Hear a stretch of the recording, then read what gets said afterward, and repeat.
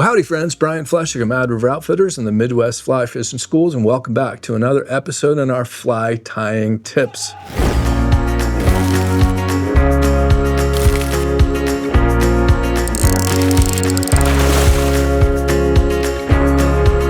Yes, I apologize. I know you're used to seeing Ryan Ratliff, our fly tying manager and fly tying instructor here at Mad River Outfitters, but he's off in some remote part of the world chasing fish with flies that he tied.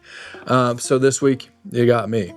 So anyhow, I was going through some files the other day, and I came across an old manual that Mad River Outfitters used back in the 90s.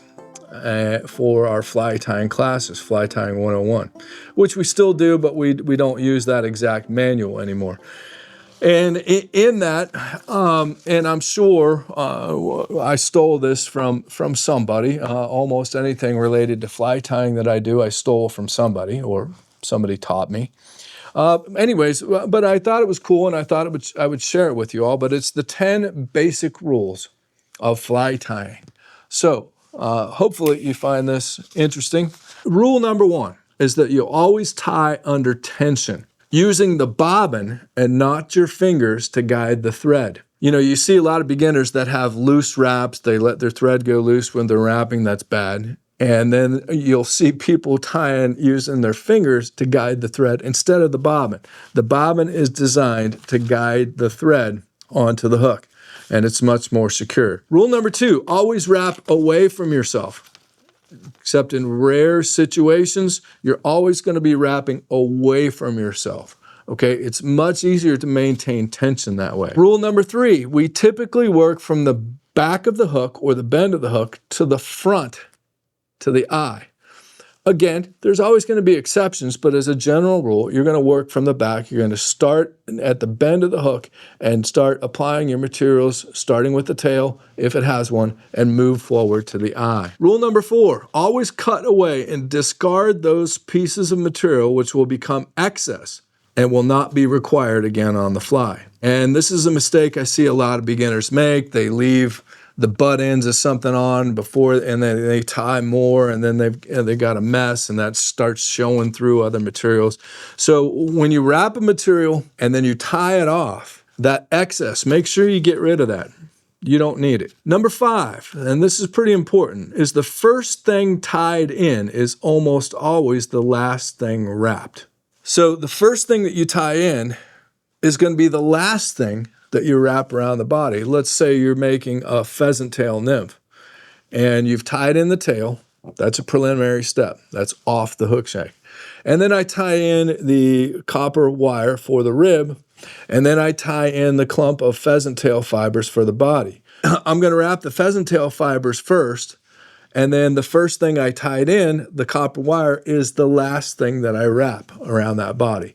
So the last thing that you're going to wrap, and a rib is a great example of that, is the first thing that you're going to tie in. Rule number 6, no thread should be showing on your final product except for the head. You see a lot of beginners' flies that they have wraps of thread and they wrap back over materials, and you can see the thread other than at the head. And that's, the sign of a well-tied fly. You don't want that thread showing except for at the head where you built a head and or tied off the thread. Number 7, never trim the tips of any hair, feather, or fur. This is something that we see a lot. People tie a woolly bugger using marabou, and then they trim the tips to get the right proportion. Never, ever, ever trim the tips. It's Mother Nature's natural taper that gives our flies a natural and lifelike appearance and action. So never trim the tips. Of course, you're going to trim the butts, but never trim the tips. Rule number 8, the sign of a well-tied fly is usually a nice, even, tapered head. Spend the time and practice making a nice tapered head on the front. Make sure there's no material sticking out. And on that note, make sure that you don't crowd the head of the fly. Make sure you leave enough space that you can build a nice tapered head. It just makes for a better looking fly and makes for better art. Number 9, check and recheck your proportions on each fly as you go. This is where many beginners have a problem. And again, leave enough room for the head of the fly. And number 10, rule to remember when you're getting into fly tying is that most fly patterns catch more fishermen than fish. Keep it simple, friends. Keep it simple. Pick a few patterns and practice them until you get them down. Pick a few more, but don't go crazy. You don't have to have every fly known to man in your box in order to fool a fish. And you don't have to have every hook style. You don't have to have every thread size and color. There's all kinds of creativity that can be involved with a simple number of fly patterns and a simple number of materials. Anyways, I hope you enjoyed that, friends. I hope it helps you out. And as always, stay tuned. Every Wednesday at 3 p.m. Eastern Standard Time, you'll get a new fly tying tips episode, at least for the time being, until we run out of things to show you, which I doubt that'll happen. So anyways, friends, as always, we appreciate your support. We do not have sponsors here at Mad River Outfitters, so we depend on you all to hop on over to madriveroutfitters.com and show us some support. We really appreciate it. Be sure to subscribe to our YouTube channel. That really helps us out. Hit the like button. It makes us feel good. And while you're on the website, register for our monthly newsletter. That way you never miss anything.